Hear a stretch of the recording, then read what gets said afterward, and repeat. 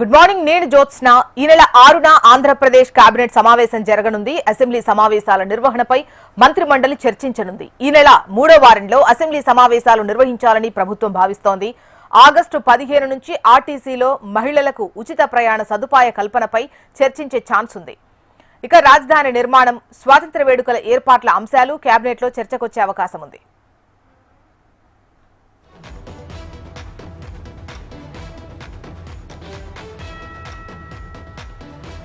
Right. ఈ నెల 6న Andhra Pradesh cabinet సమావేశం జరగబోతోంది. అసెంబ్లీ సమావేశాల నిర్వహణపై మంత్రి మండలి చర్చించనుంది. ఈ నెల 3వ వారంలో అసెంబ్లీ సమావేశాలు నిర్వహించాలని ప్రభుత్వం భావిస్తోంది. ఆగస్టు 15 నుంచి ఆర్టీసీలో మహిళలకు ఉచిత ప్రయాణ సదుపాయ కల్పనపైన కూడా చర్చించే అవకాశం ఉంది. రాజధాని నిర్మాణం, స్వాతంత్ర్య వేడుకల ఏర్పాట్లకు సంబంధించి కూడా ఈ కేబినెట్లో చర్చించే అవకాశం ఉంది. డీటెయిల్స్ అందించేందుకు మనకు హరికిషన్, అమరావతి బ్యూరో హరికిషన్ సిద్ధంగా ఉన్నారు. హరికిషన్, చెప్పండి, ఈ నెల 6న ఏపీ కేబినెట్ భేటీ అవబోతోంది. ముఖ్యంగా ఏ అంశాలు చర్చకొచ్చే అవకాశాలు కనిపిస్తున్నాయి మీకు? Good morning Jyotsna. ప్రధానంగా ఆంధ్రప్రదేశ్ ముఖ్యమంత్రి చంద్రబాబు అధ్యక్షతన ఈ నెల 6వ తేదీన కేబినెట్ సమావేశం కొనసాగబోతోంది. ఈ నేపథ్యంలోనే ఇప్పటికే పలు అజెండాలు కూడా చర్చకు వచ్చేటటువంటి అవకాశం ఉన్నట్లుగా కూడా భావిస్తున్నారు. ప్రధానంగా సూపర్ 6 హామీలు ఏవైతే ఉన్నాయో ఆ హామీలన్నీ కూడా ఒక్కొక్కటి పూర్తిగా అమలు పరుచుకుంటూ వస్తున్నటువంటి నేపథ్యంలో ఆల్మోస్ట్ ఆల్ అన్ని హామీలు కూడా నెరవేర్చారు.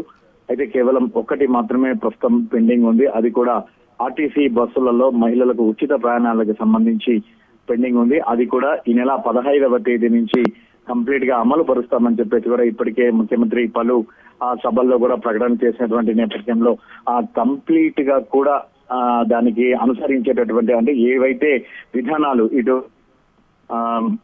తెలంగాణ కానీ లేదా కర్ణాటక కానీ అక్కడ ఆల్రెడీ ఇంప్లిమెంట్ అవుతున్నటువంటి నేపథ్యంలో అక్కడ ఉన్నటువంటి సమస్యల పైన పూర్తిగా అధ్యయనం చేసి వాటిని ఇక్కడ పునరావృతం కాకుండా అందరికీ ఆమోదయోగ్యంగా అందరికీ ఇబ్బంది లేకుండా ఉండే విధంగా చర్యలు తీసుకోవాలని చెప్పేసి కూడా ఇటు ప్రభుత్వం భావిస్తున్నటువంటి నేపథ్యంలో దీనికి సంబంధించి కంప్లీట్ గా కేబినెట్ లో చర్చించేటటువంటి అవకాశం ఉన్నట్లుగా కూడా తెలుస్తోంది. మరోవైపు ఈసారి ఆగస్టు 15వ తేదీన స్వతంత్ర దినోత్సవ వేడుకలు అమరావతి కేంద్రంగా జరుపుకోవాలని చెప్పేసి కూడా నిర్ణయించడం జరిగింది. సో ఆ వేడుకలకు సంబంధించి ఎలా నిర్వహించుకోవాలా అన్న దానిపైన కూడా పూర్తిగా చర్చించేటటువంటి అవకాశం ఉంది.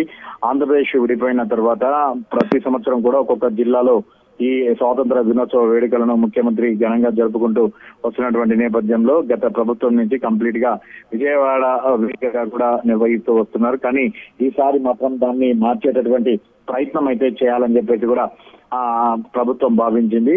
సెక్రటరియట్ సచివాలయం వెనుక వైపు ప్రాంతంలో ఈ కార్యక్రమానికి ఏర్పాట్లు అయితే చేయబోతున్నటువంటి పరిస్థితి అయితే తాజాగా ఉంది. మరోవైపు ఒక్కసారి మనం చూసుకుంటే ఆ రాజధానికి సంబంధించి అభివృద్ధి విషయంలో ఎటువంటి చర్యలు తీసుకోవాలి అన్న దానిపైన కంప్లీట్ గా కూడా చర్చకు వచ్చేటటువంటి అవకాశం ఉంది.